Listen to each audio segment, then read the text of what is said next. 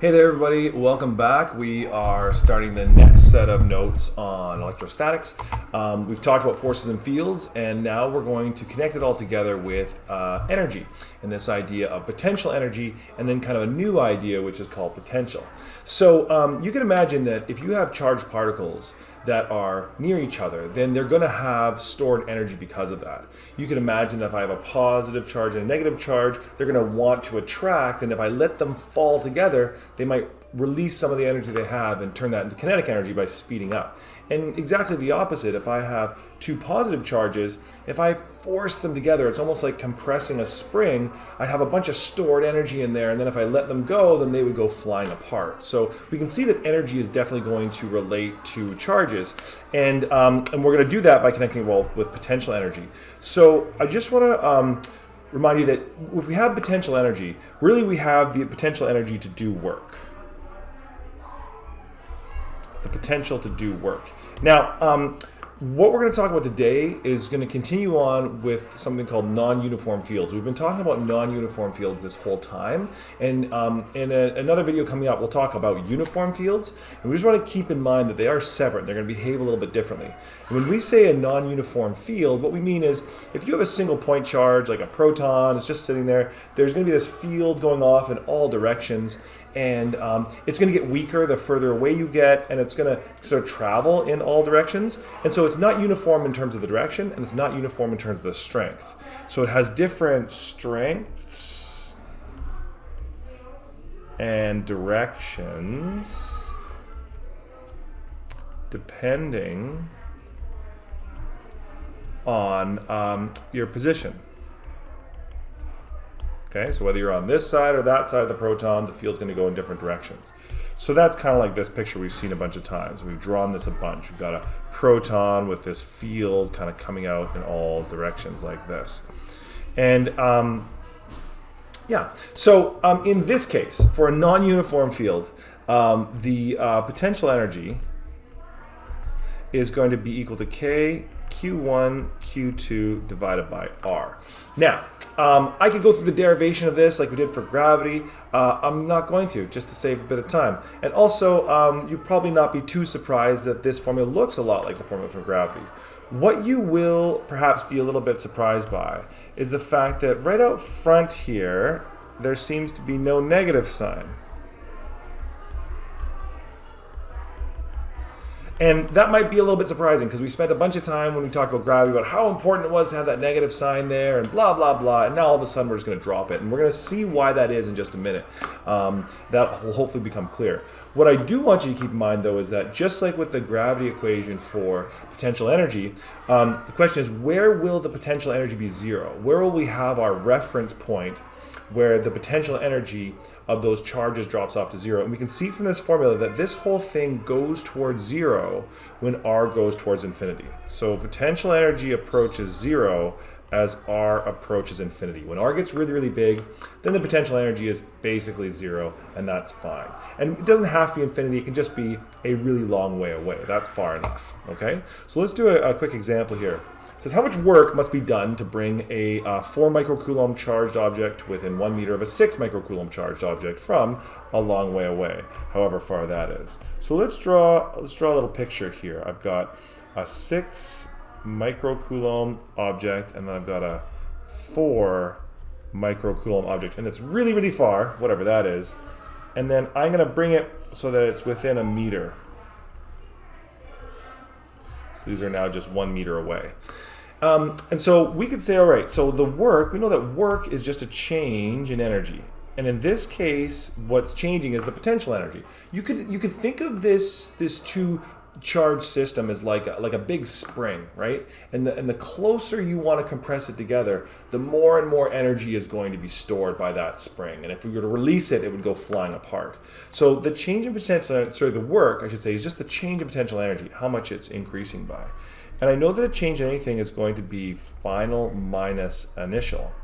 But in this particular case, hopefully it makes sense that my initial potential energy, when these charges are really far away, their fields aren't really interacting, there's not really any appreciable amount of energy stored there, so the initial potential energy would be zero. And what I end up with is just the work is just going to be equal to the final potential energy, which we've learned is equal to K times Q1 times Q2 all divided by R. So if I plug in my value for Coulomb's constant and then multiply by the first charge, which is 6 times 10 to the negative 6, because it's microcoulombs, and 4 times 10 to the negative 6, if you can see that just a little bit there, all divided by 1 meter. And this ends up being 0.216 joules. So I got 0.216 joules of work that was done. So let's just think about that for a second, because work, remember, work's a change in energy. It can be positive or negative. Does it make sense that the work done in this case was positive? Well, those two positive charges didn't want to be close together. That was like a spring that didn't want to be compressed. And so if you want to compress them, if you want to push them together, you're going to have to do work on that system in order to force them together. So potential energy, like all kinds of energy, is a scalar. But when it comes to these scalar quantities, like potential energy, we will use the positive and negative signs of the charges.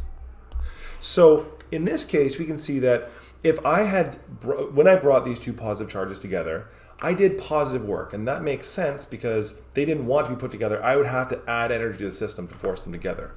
Suppose that this had been two negative charges. If there had been two negative charges, pushing them close together would also have required positive work. Well, if I look back in this formula right here, if I imagine two little negative signs in front of both of those charges, I can see a negative times a negative is going to equal a positive. And so I would do positive work. But what if it was a positive and a negative charge? Well, those would want to go together. So by allowing them to come together, they're actually going to be releasing a bunch of potential energy. That example is a lot like the example we saw with gravity, where a planet and a moon are actually attracting each other together. And if one falls closer to the other, we're losing potential energy. Well, we'll see that if we put in our positive and negative signs into that equation. Okay? So in this particular case, moving a positive charge near another positive charge requires energy input. Okay? We have to put energy into the system, therefore the work is positive. And that system would have that stored potential energy. It could use it to fly apart later. So let's do a quick calculation here now with a positive and a negative charge. How much work is done when a negative 7 microcoulomb charge is brought to within half a meter of a 5 microcoulomb charge? So again, I'm just going to set this picture up. So I've got a 5 microcoulomb charge, and then I've got this negative 7 charge, negative 7 microcoulomb charge, which is really far away. And then I'm going to bring it closer. I'm going to bring it to within half a meter of that charge. And so how much work must be done? Well, I know that work, again, is going to be change in energy, which is just going to be final minus initial. And in this case, again, the initial energy is 0. Now, I know in both these examples, my initial energy has been 0. That's only because they started from very far away. If it had started from like a meter away and then I compressed it to half a meter, then I would have to do the actual calculation and find the amount of energy. But in this case, I'm off the hook.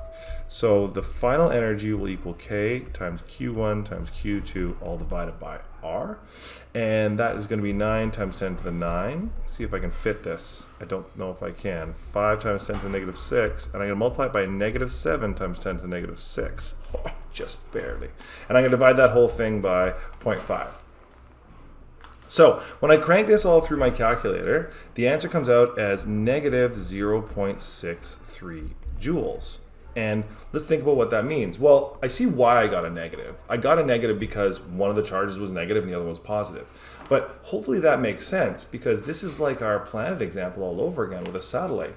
If these charges are allowed to fall closer together, the change in potential energy is going to be negative.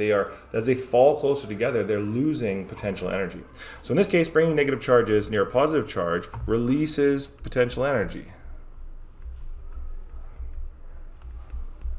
And therefore the work is negative.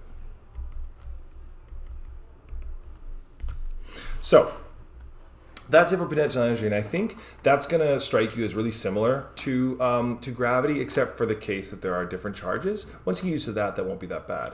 What I do want to throw at you, though, is this new concept that we didn't really explore when it came to gravity, which is this idea of potential. And believe it or not, potential and potential energy are not the exact same thing, which is a little bit frustrating.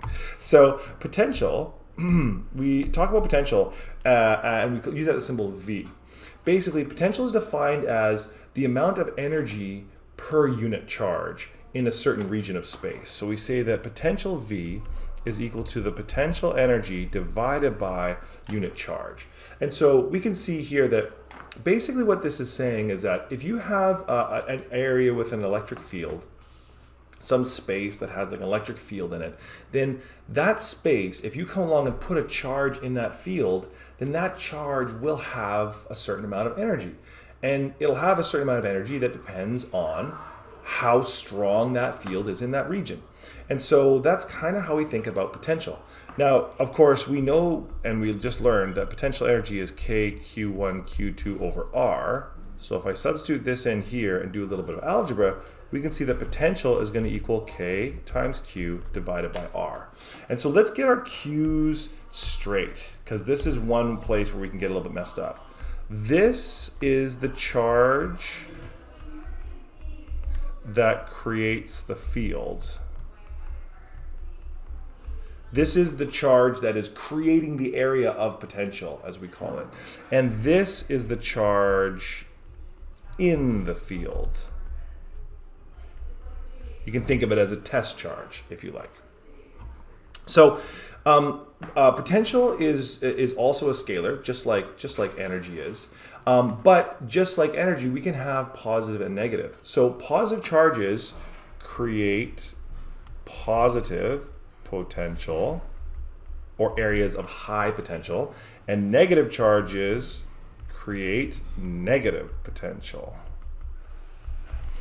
And the unit for potential, if we look back at our formula we define there as energy over charge, so the unit for potential is joules per coulomb, or what you would more commonly know as volts. So if you think about back to learning about electric circuits, for example, when you talked about a 9-volt battery, okay, we sort of talked about how that was kind of like the energy of the battery, and that's sort of true, but really what it's saying is that's how much energy is coming out per coulomb of charge. So it doesn't tell you how much energy is coming out of the battery unless you also know how much charge is coming out of the battery. But you could kind of think that each little electron is carrying a certain little packet of energy related to that 9 volts. So the nice thing about potential is that it is a scalar. And really what it's going to tell us is if I plunk a charge in an area, if there's a region of space that has a potential of 1,000 volts, if I come along and put a proton there, I know immediately how much energy it's going to have because of that area of high potential. And so if we get a problem like this, calculate the potential at point P, we can see this point right here, P in space, I need to find the potential. Now that looks like a horrendous question because when we first look at this, we think, oh no, we're going to have potential going to the left and going to the right, and then there's going to be potential at an angle, and I don't like this already. And then we realize that no, potential is a scalar. There is no direction. These charges here, 1 and 2 and 3, are just surrounded by these areas of potential. And when they interact, the total amount of potential is just going to be their sum, not their vector sum, just their sum. We'll add them up. And so, for example here, if I want to know the potential at P, the potential at P is just going to be the potential of 1 plus the potential of 2 plus the potential of 3 at that point. And so I can find them independently. So for example, V1 would just equal K Q1 over R1, and that would be 9 times 10 to the 9, and I multiply that by my charge, which is 3 times 10 to the negative 6, and I divide that by my distance, which is 0.05 meters, right? Make sure to convert that. And this comes out to be 540,000 volts. So at this point here, P, this first charge, it is creating a space, or is creating a potential equal to 540,000 volts. It's raised the potential of that space.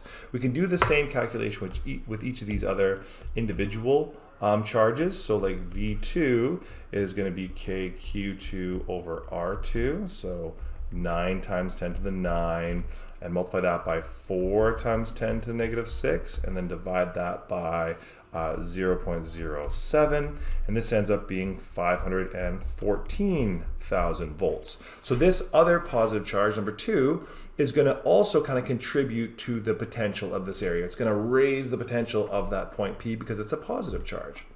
When we come along here and work with V3, so what's the potential due to charge number 3? That's K Q3 over R3. And so 9 times 10 to the 9 multiplied by -2 times 10 to the -6, all divided by 0.05. And this potential ends up being -360,000. And that's because it's a negative charge. So this negative charge is creating an area of low potential. And so at this point, you've got this positive charge is increasing the potential, and this positive charge is increasing the potential, and this one's kind of trying to decrease it, and they're all kind of battling it out. But regardless, when we want to find the total, we really just have to find the sum.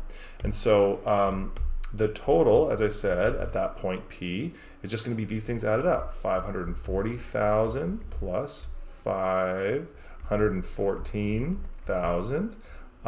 Plus -360,000. And so this ends up being like 694,000 volts.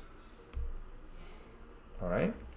So, like I said, potential looks kind of horrendous, but in the end, it's actually fairly straightforward. So potentials are scalars, just like energy, right? So we're not going to treat them any differently in that regard. And like we saw with energy, our other scalar quantity, we will use positive and negative signs in our calculations. Okay? Because they're going to help inform us as to whether it's high or low potential. Okay? So that's it for potential and potential energy.